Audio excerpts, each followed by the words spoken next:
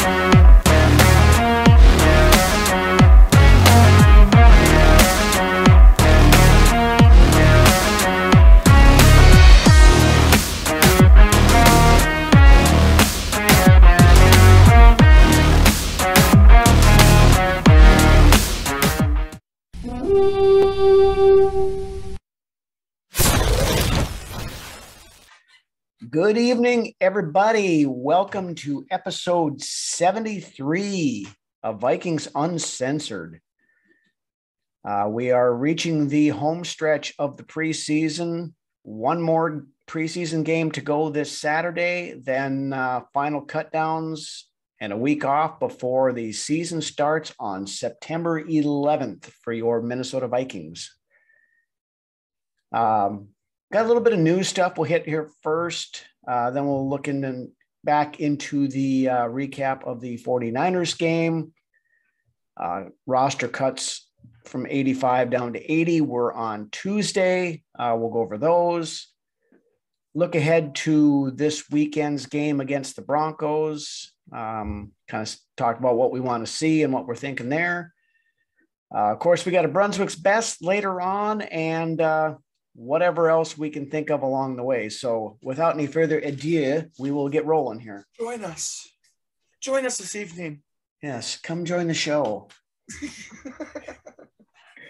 I guess, of course, the big news this week after seeing the debacle in US Bank Stadium last weekend versus the 49ers, the Vikings wasted no time on Monday going out and trading a conditional 7th round pick to the Las Vegas Raiders for one quarterback, Nick Mullins.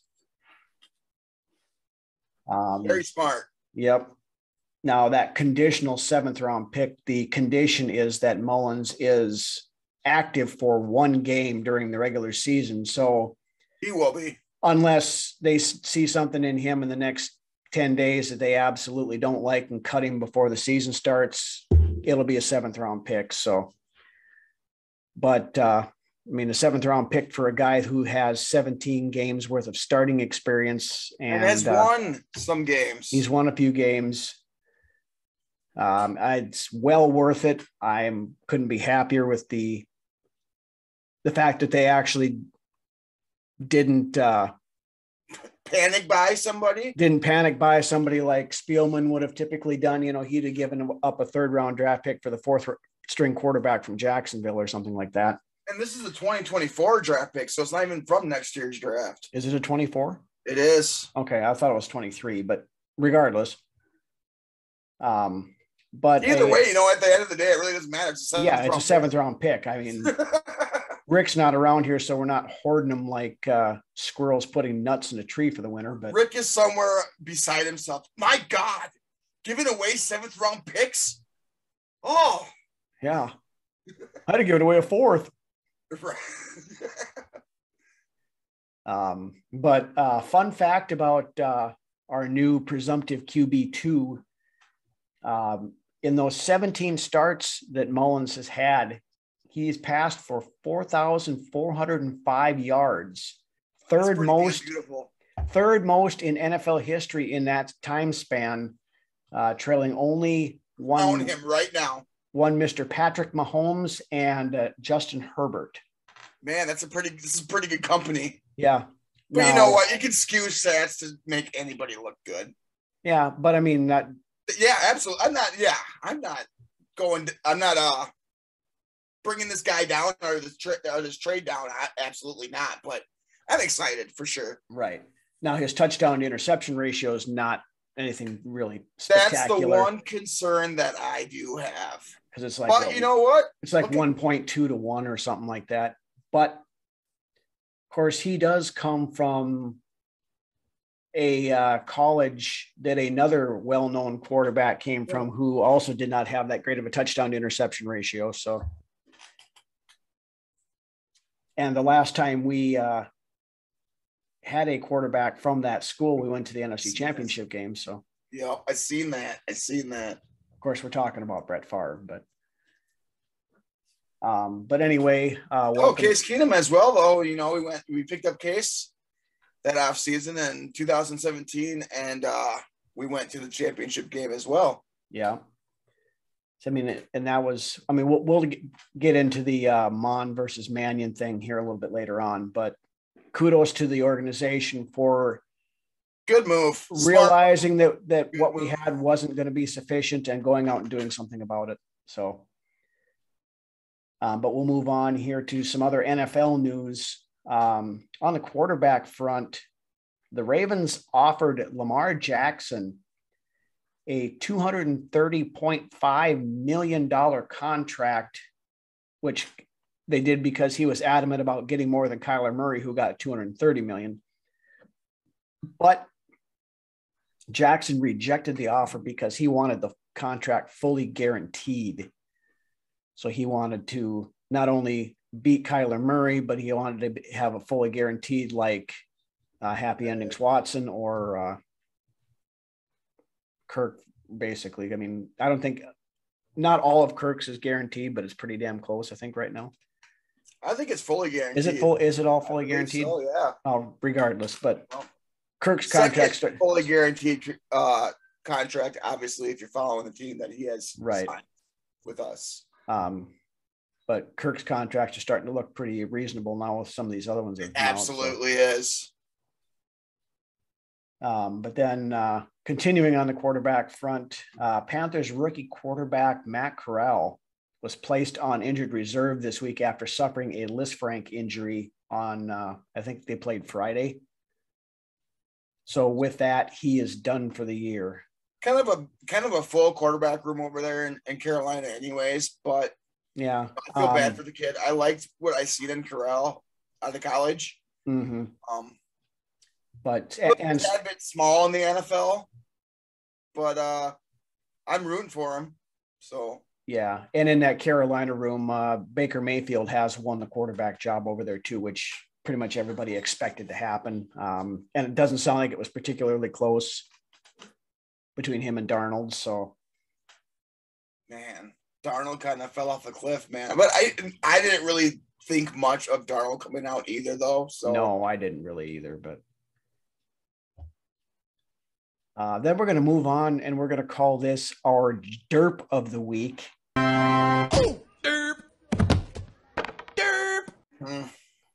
ESPN came out with their power rankings this week, and just take a wild guess where they put the Vikings.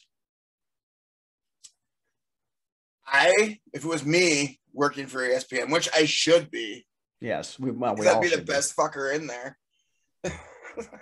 I'd put us probably, from the outside looking in, just being an NFL fan, I would put us at like 14 or 15, right in the middle of the pack at this point, because you don't really know.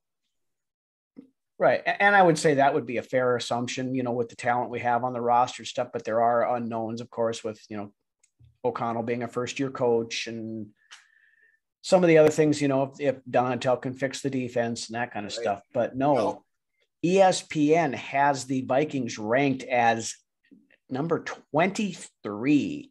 It's unbelievable, but you know what? I relish that.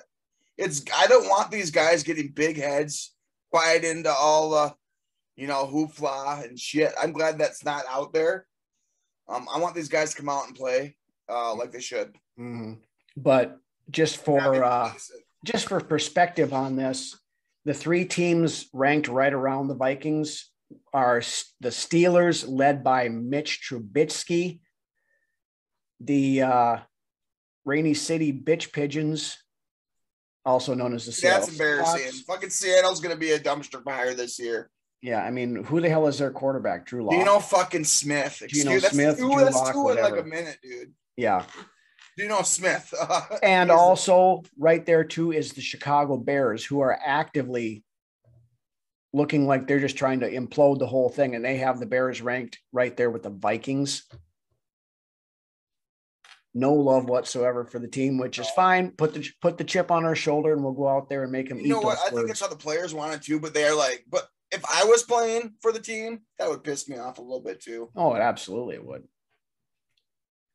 There's no, I mean, especially if I was O'Connell looking at that, that would fire me up and just make me want to be that much better of a coach. Mm-hmm. But this whole thing here just goes to show you how absolutely worthless power rankings are, especially at this time of year. Yep. But with that, that's really all the news we've got. So we will move into, oh, you got something? I was going to say, I bet nobody had the Bengals ranked towards the top of the power rankings last year going into the season. No, that's very true. They were probably about the same general vicinity. I don't remember, but. Yep. Go to the Super Bowl this year. Write it down. Not to steal the bit from Mackey and Judd, but sue our asses. Yeah. They got a lot to worry about with us, I'm sure, but they do. Anyway, we'll roll into a recap now of the San Francisco 49ers game. And woof. Not great, Bob. That fourth pass attempt really fucked things over for Mond. It started out pretty well, and then the bomb hit. Yeah, I mean that opening drive, Mond was driving the team down the field, and then he threw that horrendous interception, and he just fell apart after that. He didn't respond well to it because I mean, came back out and then he ended up throwing another one too. So yeah, and the second one might have been worse than the first one. It was ugly. It was a floater. Very ugly. Sure. So Mond had a prime opportunity there to grab that brass ring and show that he deserved to be this quarterback 2 on this roster. And he melted under the pressure. He played like a rookie, He did. He was lost. That's and most of it is all a mental game for him, I believe. So yeah, but I mean, if he falls apart that badly after throwing an interception, that doesn't say much for him. That's why you go out and you get Mullins. Mannion, come on, get rid of him already. Yeah, and I'm so sick of seeing his name on the roster.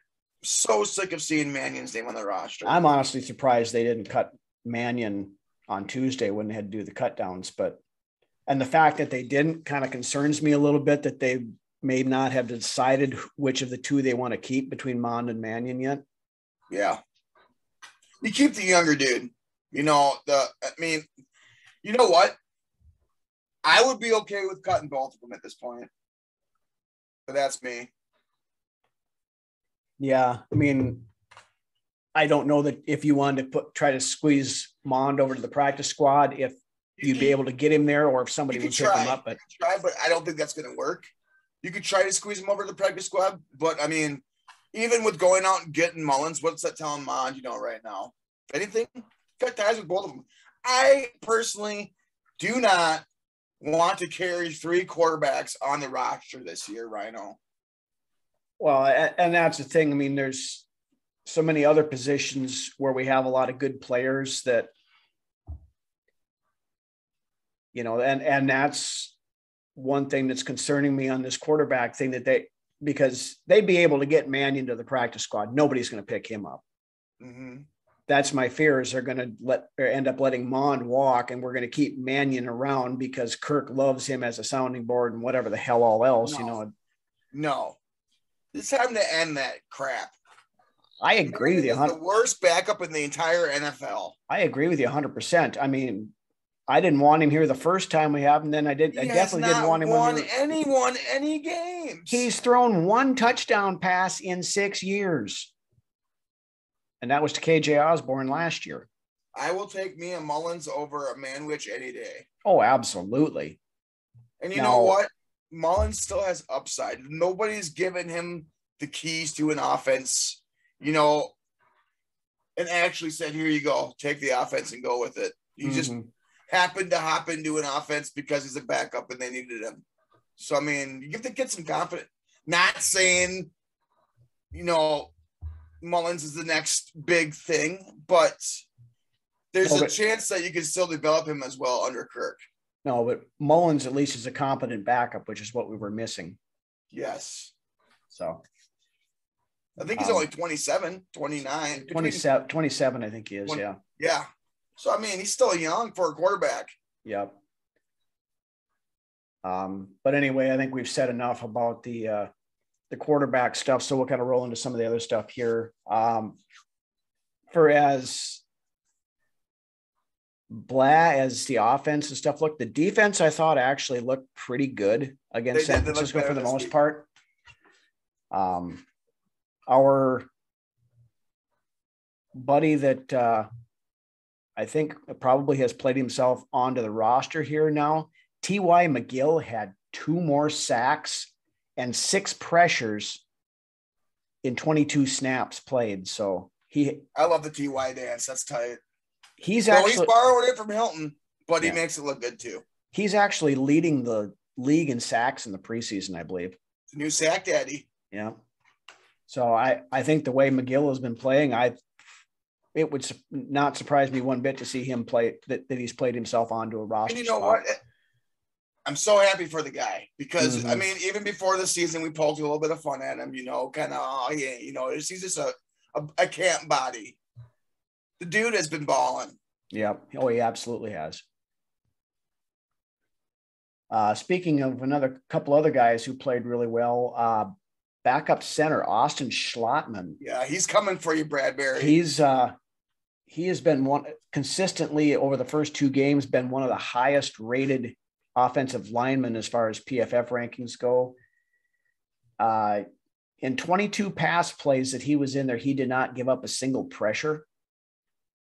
So that was that's for Bradbury. Or Bradbury. I'm starting to feel a little bit better about the center situation. I mean, and granted, we haven't seen Schlottman go against ones or anything like that. So I'm not ready to anoint him as the savior at center yet, but we've seen Bradbury get trampled over by 3s before. So, I mean, at this point, we should know what we have with Bradbury. Yep. I think at the very least, Schlottman can be like a Mason Cole type that we had last year, who is an improvement over Bradbury. Or a Berger maybe eventually. Yeah. So time will tell. I'm pretty sure that Schlottman's going to end up winning the backup center spot. I hope he wins the starting center spot. Yeah. I mean, that wouldn't hurt my feelings any either, but he's pushing for it. Yeah, he definitely is. Another one that played really well, Kyle Hinton at left guard, played the entire game and only gave up 1 pressure. And that was facing Javon Kinlaw for a good portion of the game. So he wasn't blocking scrubs by any means. Right. Blake Brandel also played a considerable amount in the game and played pretty well. Then on more on the defensive side of things, our buddy Luigi the Villain Vallon caused a fumble as the 49ers were driving down just about to the goal line that prevented a score. Yeah. So he kind of flashed a couple of times there. He's somebody I think we could sneak onto the practice squad. Probably. I think we could. I think we could sneak him on. Yeah. I mean, he's still pretty raw, so I think a year on the practice squad would probably do him good. And wouldn't surprise me at all if that's what we try to do with him. One guy who had a nice recovery again this week, had a very poor game against the Raiders, but had a pretty good game this week, was Josh Metellus. Yeah, I thought that as well. Yeah, he must have heard me last week. Yeah, he was in on a lot of plays. He was Yeah, he did. He looked much, much better, a lot calmer. Taking better angles and stuff on on everything. So definitely stepped it back up a little bit. Maybe he was a little complacent thinking he had that backup safety spot tied up. And with Josh, body language tells you a lot as far as when we watch the games and stuff like that. In the first game, you could tell that it was just getting to him. Second game, he made a couple plays right away, which was good because you could see him get comfortable. Mm-hmm. Another young guy that had a very good game, rookie cornerback Caleb Evans. Yeah, love it. Led the team with 10 tackles and had one big stop on a fourth down play that huge forced a turnover on down. So he played really well. I think we found something in that kid there. I think he's gonna definitely be in the Cameron Bynum, in my opinion. He's going to be in the cornerback rotation. I mean, there's no question about that. So, and I don't know if he's got the capability to play inside. I haven't really looked into it that much. I can see it. I think he's more of an outside guy, but if we have somebody that can start pushing Chend and Sullivan, it's possible that maybe he could be that guy. He also had a better game this week. Who's that? Sullivan. Did he even play? Oh, yeah. Did he? Oh, okay. I didn't hear I guess I didn't hear his name. So that's probably a good thing because he got roasted a couple times in the Raiders game. So then the quarterback stuff, we already talked about that. Andrew Booth Jr., bit of a scare there for a bit when he had to be helped off the field. Basically ends up with some sort of an ankle sprain. Kevin O'Connell categorized it on Monday as a little bit more than day-to-day, but expects him to be ready to go by the season opener. So we'll see how that is. We started talking this guy up again, and then he comes back out and pulls another Troy Williamson. Zach Davidson had 2 critical drops in this game. Yeah. One that would have been a huge play. It would have been huge. The dude is, he was wide open. He just dropped it. Dude. The dude has got great speed at the tight end position.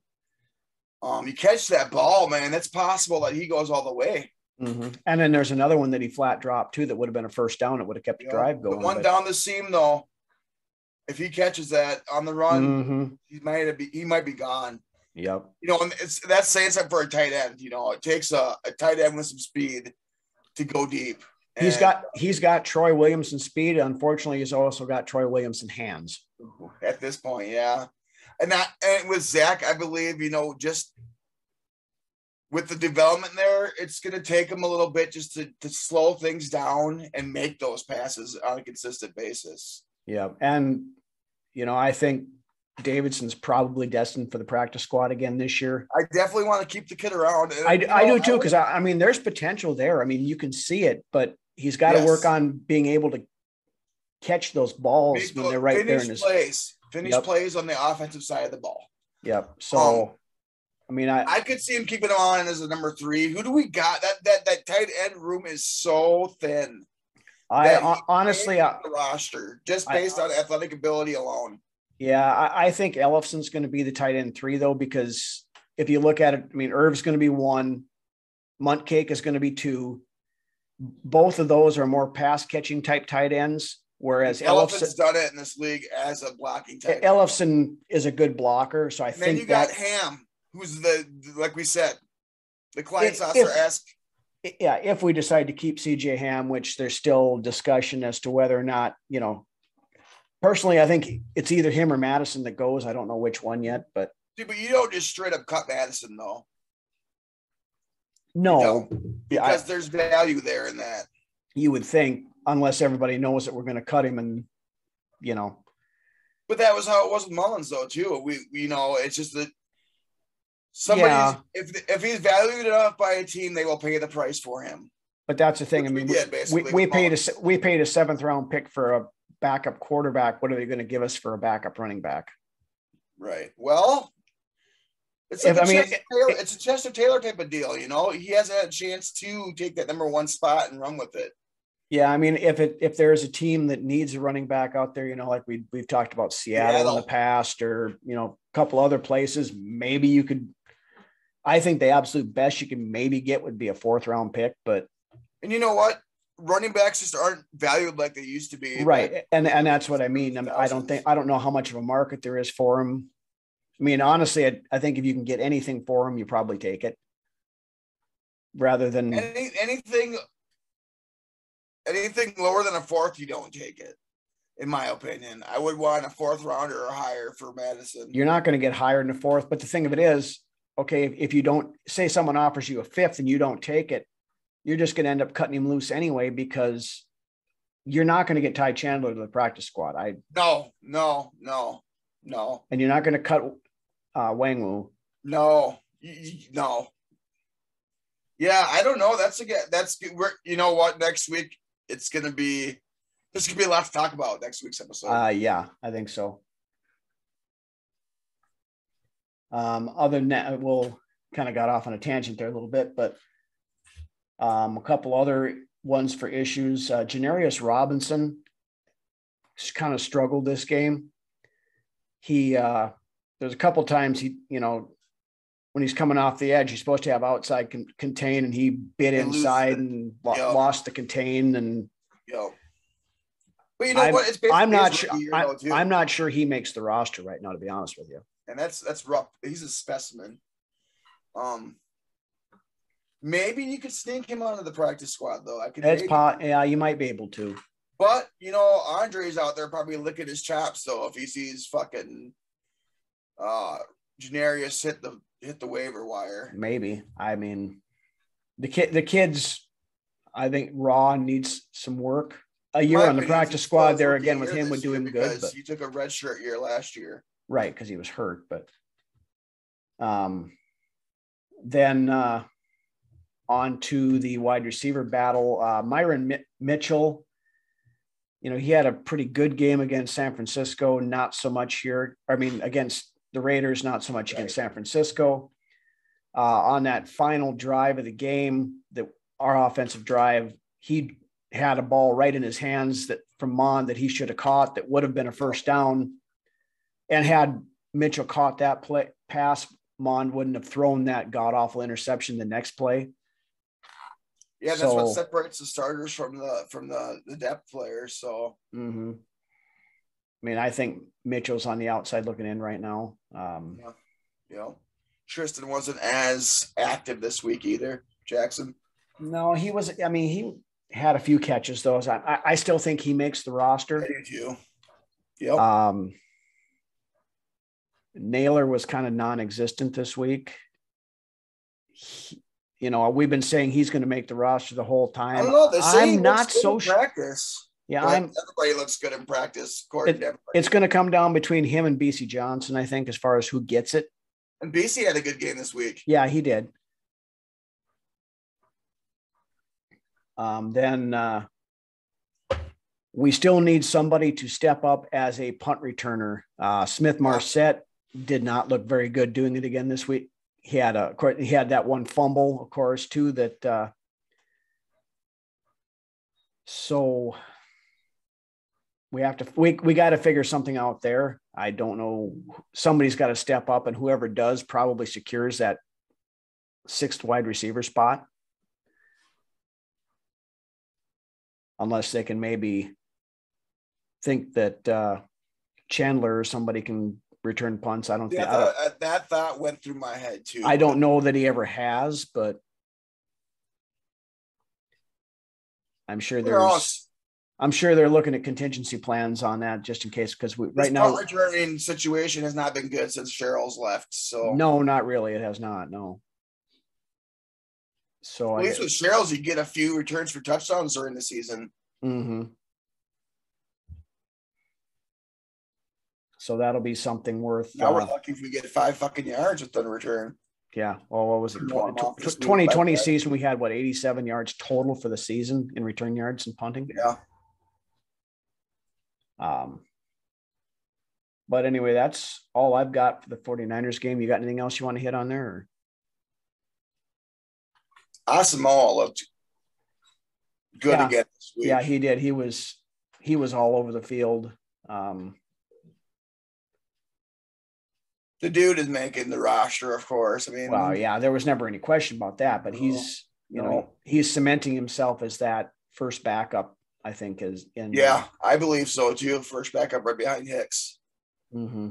I was gonna say something else too. Oh, TY, like we had mentioned before. What a surprise! Great. Love to see it. So hopefully he comes back and he cements his place on this roster with this next game. Mm-hmm. Yeah, I mean, he's doing everything in his power right now to get himself a roster spot, and I think right as it sits right now, he'd be on the 53. But and he's going to be a fan favorite. I believe if he makes the roster. So.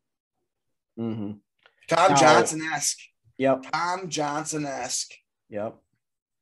Old Sebastian Thunderbucket.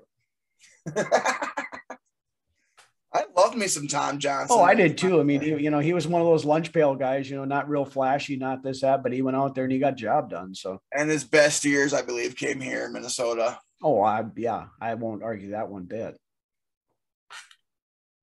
So anyway, we'll move on. Of course, Tuesday was cut down day. We had to get from 85 players down to 80. And then, of course, we had one extra one to deal with the bringing in of Nick Mullins. So these players are no longer on the active roster. Albert Wilson, wide receiver. I called that one. Yeah, I mean, we pretty much said that when we brought him in that he was just going to be a camp body, and that was probably going to be about it. Now, he had 2 touchdowns in that first game. That was, but not enough to keep him on the roster, though. Nope. So he is he gone. Next, defensive lineman Julian Taylor, waived/injured. This one was kind of a surprise. I figured he'd at least make it till the final cuts. Cornerback Harrison Hand. Yeah, that was kind of a surprise. Yeah. But he wasn't out of work long because I think as of Wednesday, he got picked up by the New York Giants. So we'll very likely we'll see him. When is it? Is it November we play the Giants? We play them this year. Yeah, it's somewhere. I don't know when. I think it's later on in November, but at this point, it's beyond me when we play them. But I know that we do. We do, yeah. Then Sean Byer, the tight end that we signed just before camp started, who I don't think ever saw any. He didn't have any catches in any of the preseason games. Didn't flash at all. You did. All that you heard about him was that he was signed, and now that you're hearing that he got let go. And that's it. Of course, speaking of being signed and let go, last week we cut fullback Jake Vargas. The Bears picked him up, kept him for 3 days, and then cut him this week again too. So I was talking to Doc on Messenger about that, and I asked him, I said, do you think that they just picked him up to maybe pick his brain to see what this O'Connell offense looks like? And Doc said to me, absolutely. So that goes on all the time, you would think. Oh, it absolutely does. Then these next 2 guys were on the reserve PUP list going into training camp and remain Ryan Connolly, linebacker, and wide receiver Blake Prohl. Now they got moved to Prohl just keeps hanging on by a thread, in my opinion. Yep. They went from the PUP list to the reserve PUP list, so they don't count against the active roster.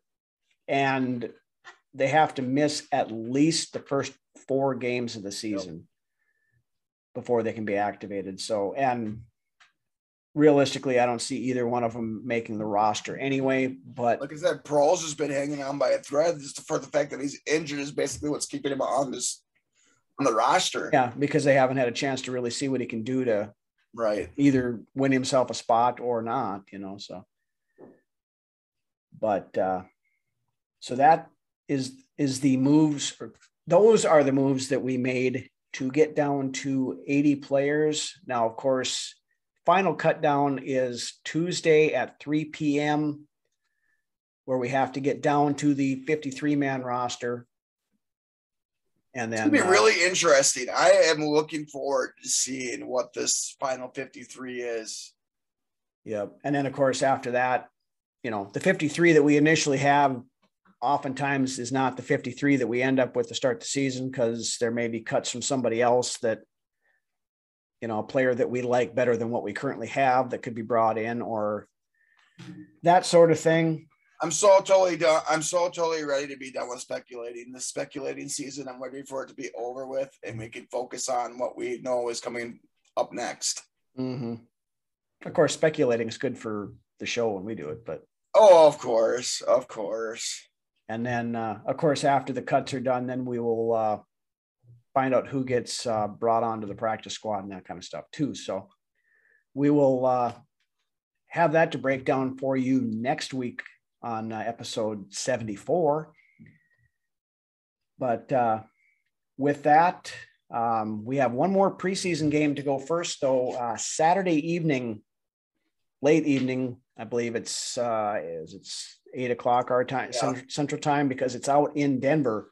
Yeah, I think it's like 8:30 or something. Yeah, so somewhere right in that general vicinity anyway. But what are you expecting to see, or what do you want to see out of this Denver game? I want to see a lot of these guys that are fighting to make the roster playing. If you want to make this team, I believe this game is going to be the game that it's your make or break, game for you. So I want to see a lot of these depth guys playing, see what they bring to the table. I want to see, McGill in there and see if you can keep that sack count rolling. I don't want to see any Kirk. I could care less to see Kirk in the preseason. No Kirk. I don't want to see any of Jefferson. No Jefferson. Cook, Thielen. Either one of the Smiths, Hunter. Yep. None of those guys need to. The guys that are definite, the core key players in this team don't need to play. Yeah, I want this game to get me ready to go, for week one. Mm-hmm. Some of the things I do want to see, again, Jalen Twyman, I want to see if he can play himself onto the roster. He's kind of sitting in that bubble spot right now. I believe Lynch is going to be the odd man out, in my opinion. And it's kind of sucks because he'll get picked up and go. But if he gets cut, he'll get picked up and go somewhere. Yeah. Although, Lynch has played pretty well. He was one of the higher ranked defensive linemen last week. So I'm not ready to write his obituary for the roster just yet. Beyond that, of course, Booth won't play. So just kind of see how the rest of that cornerback room handles things. I want to see a little more on the offensive line. I want to see another good game out of Schlottman. I think Ingram has probably cemented himself as week one starter. So, honestly, we could see Chris Reed and Jesse Davis, one or both of them, maybe on the outside looking in when it comes to, roster cut downs. You know what? We got Ingram cemented in there at the number one spot at right guard. Let's get that center position figured out before week one. Well, and that's going to be the thing. I mean, it cannot be our Achilles heel this year, man. We can't be having our center getting dumped into our quarterback's lap every other fucking pass play. No, and that's the thing. When at this point in time, I'm guessing they're going to, they'll keep an eye on if there's anybody decent that gets cut that we could bring in. But I mean, right now, Schlottman is presenting himself quite well. I think it's going to be a different story. Like I said, when you start see him going up against a Frank Clark or, some of these big time defensive linemen that we're going to be facing. And then as far as quarterbacks go, I don't know that we see a whole lot out of Mullins in this game. I mean, he's going to be there, he'll have been there 4 days. Maybe they'll give him a quarter. Who knows? I don't know. It just depends on how long or how quickly he can pick up the verbiage and the system that we got here. He's played in systems apparently that are very all of his starts came under Shanahan in San Francisco, which is very similar. There are the Shanahans and McVay and O'Connell and everybody are all out of the same tree. So there is some familiarity there. I've about had it with watching Mannion play any football for this. Yeah, game. I don't need to see Mannion at all. I mean, we will, of course. But I don't care if we run basic shit with Mullins. I would rather see Mullins over Mannion any day. But I will guarantee you, here's what's going to happen with Sean Mannion when he's in there. He's going to go 7 for 10 for 65 yards or something like that. With an average pass length of 4 yards kind of thing. Yeah, that's how it's been. Yeah, I mean, there's no surprises with Sean Mannion. You know what you're going to get every time you put him out there, and it's not acceptable to be able to run an NFL offense because he just, I mean, it's barely even dink and dunk. It's just dink. Dink and doink. Just a doot, doot. I mean, we make fun of 2-yard Tua down in Miami. I mean, this is Mannion's not going to electrify with anybody with his play, at all. No. And that was a comment that he made after they brought Mullins in that I kind of got a kick out of. He said, "Well, yeah, he has no idea what that means for him," and he said, I think I've had a really strong camp, and this. I mean, if this is a strong camp, I hate to see what it looks like when he plays like shit. Get him out of here. Yeah. Now, I do give Mannion credit. I mean, he's, from everything I've been hearing from the media guys that are down watching practices and stuff, he's staying out on that field, 20 minutes, half hour after everybody's left, throwing to anybody that wants to be out there. And I mean, he's not like he's not trying. He just doesn't have the physical tools to be an NFL quarterback. He's got the mental wherewithal to probably be a pretty decent quarterback coach, or, maybe sometime down the line, an offensive coordinator or something like that. Maybe. But he can't play quarterback. No. Some dudes are just meant to hold the clipboard. Mm-hmm. And as far as Kellen Mond goes, I would like to see him shake off that San Francisco game and play well again this week, just so we know that that's the frustrating thing with Mond. And we kind of talked about this a little bit earlier. There are flashes when he looks really good, and then he'll turn right around and just look god awful. Bonehead mistakes. That's his tail of cape with Mond. He gets back into that thing where he starts processing in slow motion again, and that dates back to college though too. So I don't know. Yeah. I don't know if you can. We just don't know. We don't know. Bonehead mistakes have got to stop. Yeah, which is why I think, at least in some way, shape, or form, they try to keep Mond around one more year anyway, just because we don't know for sure what we've got in him. Is he ever going to be a starter in the NFL? I don't think so. I really don't. But he could develop into at least a competent backup. That's possible, yeah. Or he could flame out completely. I mean, that's the thing. We just don't know. But beyond that, as far as getting back to the Denver game, no injuries. That's the biggest thing I want to see us coming out of here healthy. We already got Booth dinged up. We don't need to lose anybody else. We've honestly been fairly lucky as far as injuries go, knock on wood, this off season. So But there again, that's why I don't want to see any of the core players out there playing, because we don't need to run the risk of an injury just so they get 5 snaps or some damn thing like that, Right. So, but with that, we will move on to another one of our classic beer commercials. So head to the fridge, grab yourself a cold one, check this out, and we will be back in a minute. When you have a Labatt's, you have an adventure. Canadian Light, that's Labatt's. It's a great new taste in beer.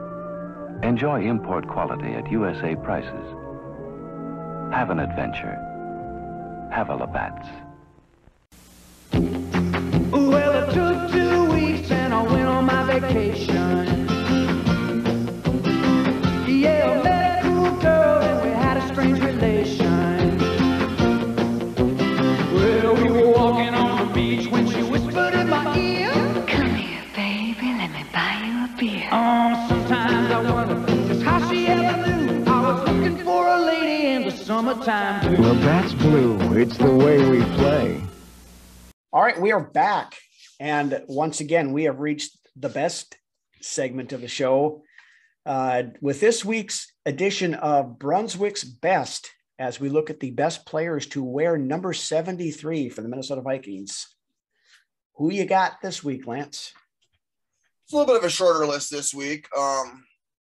No Drew Samias. I'm sorry, everybody out there, for all those Drew Samia fans. Aw. You just missed the list this week. You missed the list, Drew, and I apologize. And that's with a U, not an EW. Anyways, so here we go. Let's start her out. You know what? Better way to start her out? Let's start out big. And we're going to start out with Mr. Ron Yeri. Mr. No-Nonsense Ron Yeri.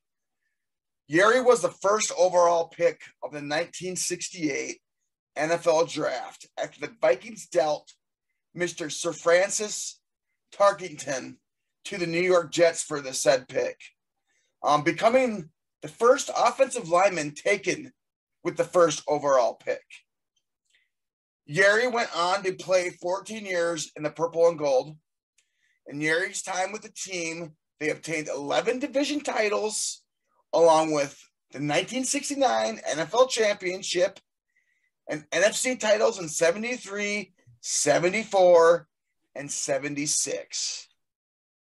Yeri was one of 11 players to have played in all 4 Super Bowl games with the Vikings.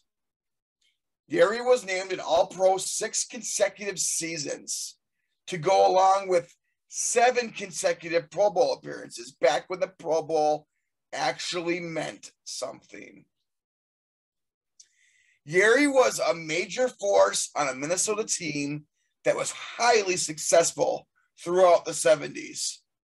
In addition to all of his All-Pro and Pro Bowl honors, Yeri was voted the NFC Offensive Lineman of the Year 3 times. Yeri won the starting right tackle job.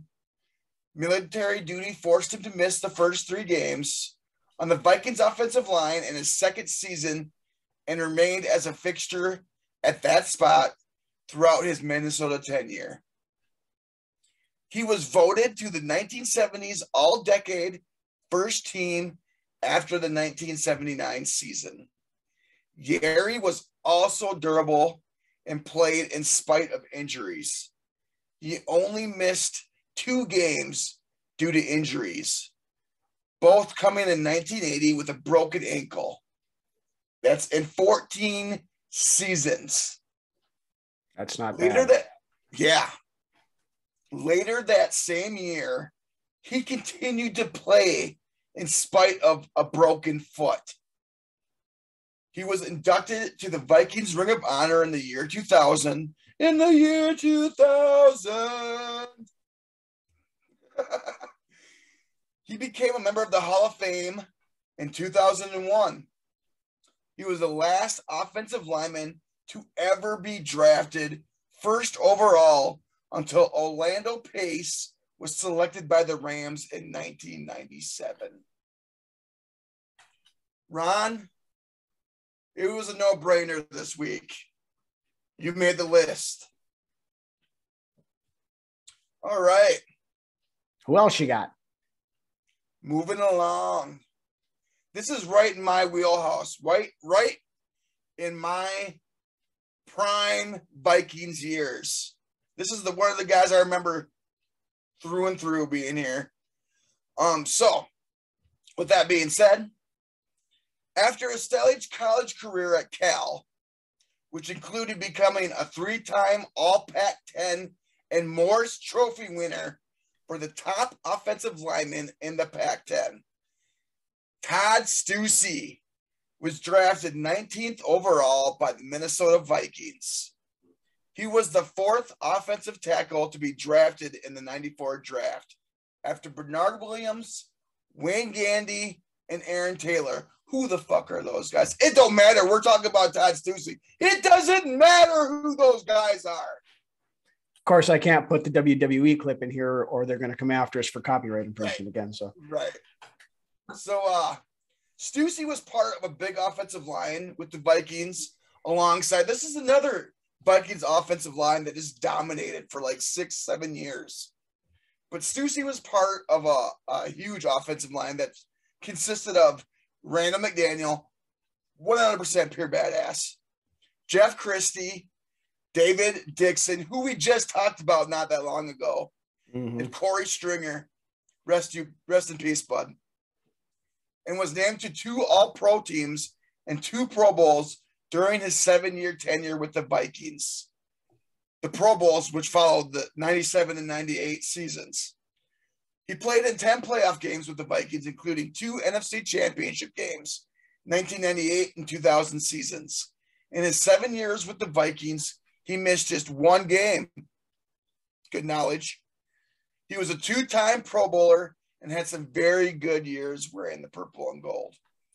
Now, the one big thing, and I'm sure this was with a lot of fans that followed this team back then, Stussy was good. But the one knock I had on the dude was he was prone to penalties. You know, that was the one big knock. I remember when he played, sitting there watching, every time there was a false start or something like that. Todd. First thing I was, false start. Then I'd be thinking to myself, number 73, 73, offense, 5 yards. But you know what? Todd had the blocks. You know, he came into the league and he started I think they played him at guard for a little bit. So he's blocking John Randall. We had talked about this last year when I think I brought up where are they now, Todd Stussy. He was blocking John Randall and everything. So, you know, when you're blocking guys like that, all it's going to do is, steal, sharpen, steal.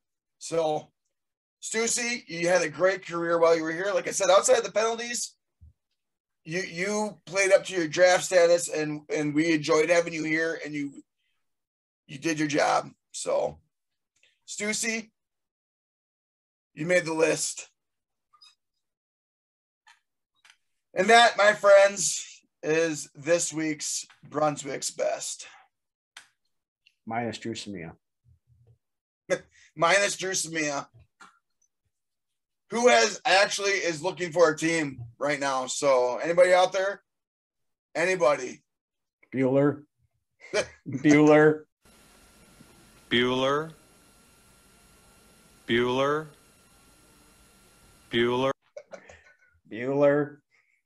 He can join any team with, Dakota Dozier, but not this year because Dozier's injured for the season.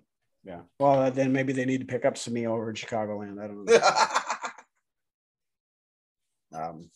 But anyway, all right. That's about all we've got for this week. Again, want to thank everybody for watching. We're getting close, ladies and gentlemen. Regular season football is just around the corner. Got a lot of big stuff coming up here in the next couple of weeks. Of course, we'll have cuts next week and big episode next week. Lots to talk about. Yep. And then after that, of course, we will have the season opener to talk about. We're working on possibly doing a joint show with. We were approached by one of the Green Bay podcast groups that asked if we would come on their show. So we're kind of working details out on that. So we'll give you guys the details on that when we get closer, but I think that probably will end up being the week leading up to the season opener. We're constantly trying to bring you guys something interesting. Right. And it'd be kind of interesting to kind of go back and forth with some Packer guys during that rivalry week. So we'll see how that, if we can make that work. And like I said, we'll keep you updated.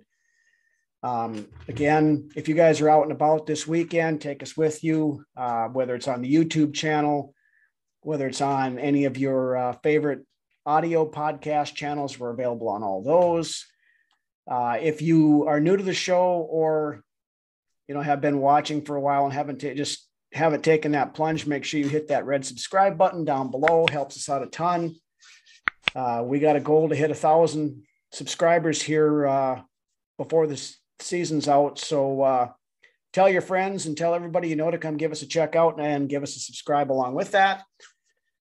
And that being that, why don't you take us out, Lance?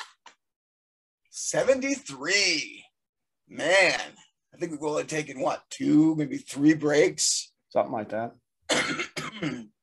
But yeah, like Rhino said, tell your friends, tell your cashier at the grocery store. You see somebody in a Vikings jersey walking around outside, tell them we'd appreciate it. Thoroughly and duly appreciate that. That's D-U-L-Y, not D-O-O-L-U. Right. Not like W, right? So with that being said, we got a big episode coming up next week. Lots and lots to talk about. I'm looking forward to it as we inch closer and closer to the beginning of the 2022 season. We'll see you next Friday. Skol. Weekend, guys. Don't do stupid shit. Bye.